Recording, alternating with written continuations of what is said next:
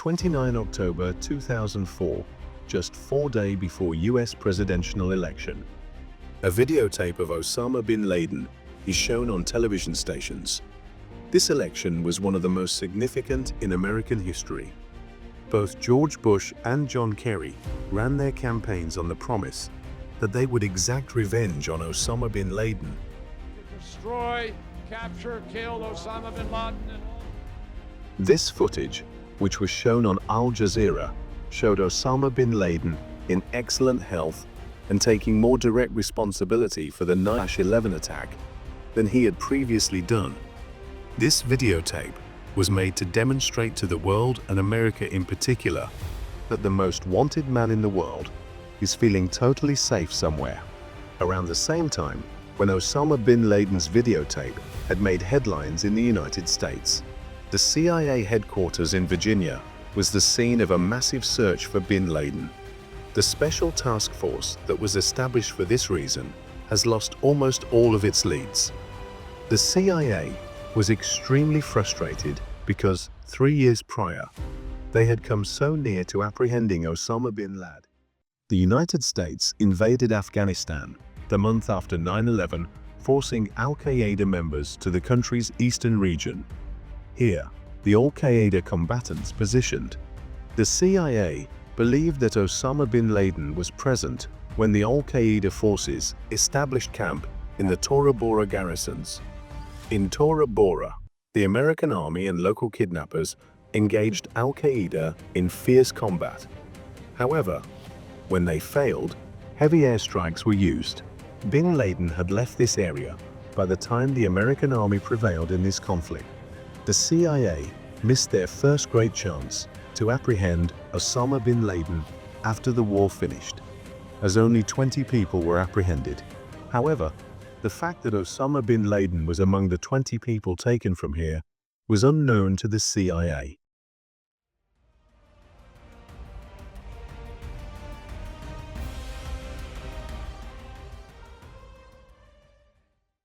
Mohammed al-Qahtani, who was relatively fresh to the CIA prior to his detention, was the individual who would put them in a position to find bin Laden. He claimed to have traveled to Afghanistan in search of Fallon and acknowledged having ties to Al-Qaeda. However, his fingerprint matched the one in their database when it was captured by the CIA. A man attempted to enter the US via Land International Airport just a few weeks before to 9/11. He had a one-way ticket and $800 in cash. He was sent back when the customs officer denied him entry into the United States due to suspicion. The man, who was apprehended in the Tora Bora jail, was none other than al-Qahtani.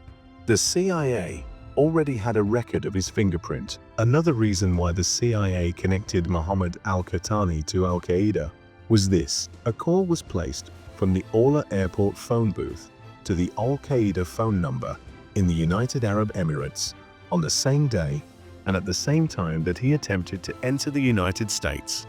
According to the CIA, this phone conversation was made by someone who was then employed by Al-Qaeda because al-Qahtani was at the airport at the time.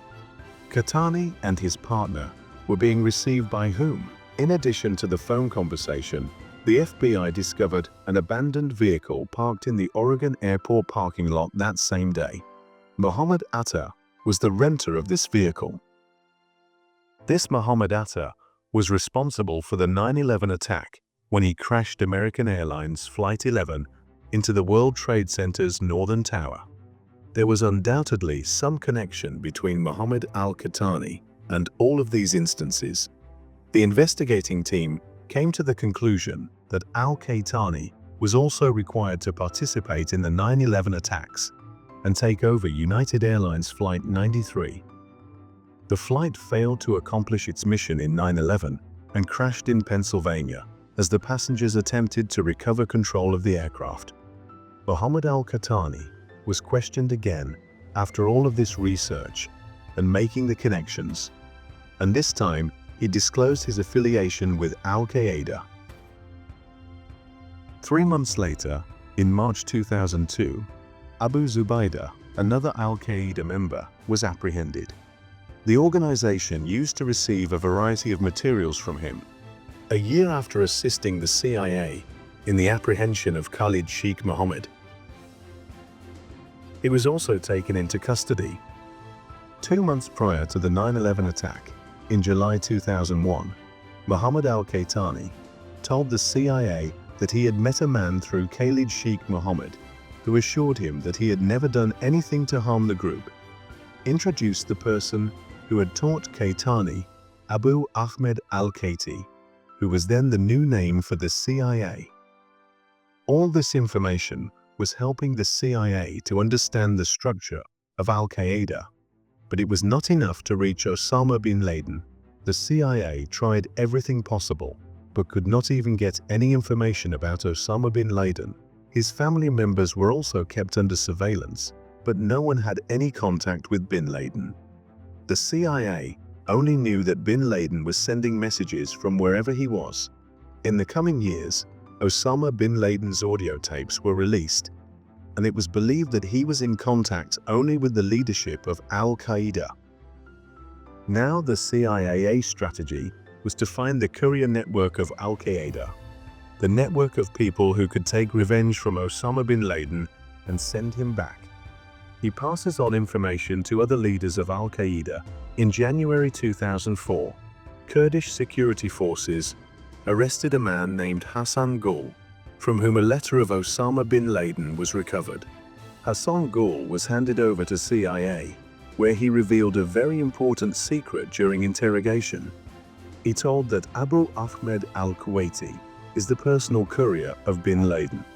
Yes, the same Abu Ahmed who had also trained Mohammed al-Qahtani. Now, as the entire focus of investigation shifts towards Abu Ahmed, Hassan Gul claimed that Abu Ahmed was a key player. But Khalid Sheikh Mohammed claimed that although he is a retired member, Abu Ahmed does not play a significant role. Abu Faraj al-Libi was also taken into custody the next year, in 2005. This followed Khalid Sheikh Mohammed. He was an Al-Qaeda commander. He rejected Abu Ahmed's significant role as well. Every Al-Qaeda member the CIA has questioned so far has had differing views on Abu Ahmed was known to the CIA, and it's interesting to note that this was not even his true name. His name meant Ahmed's father from Kuwait. Let us tell you here that whatever information Al-Qaeda members have revealed till now was not through simple interrogation, but dangerous techniques were used for this, which included different types of torture.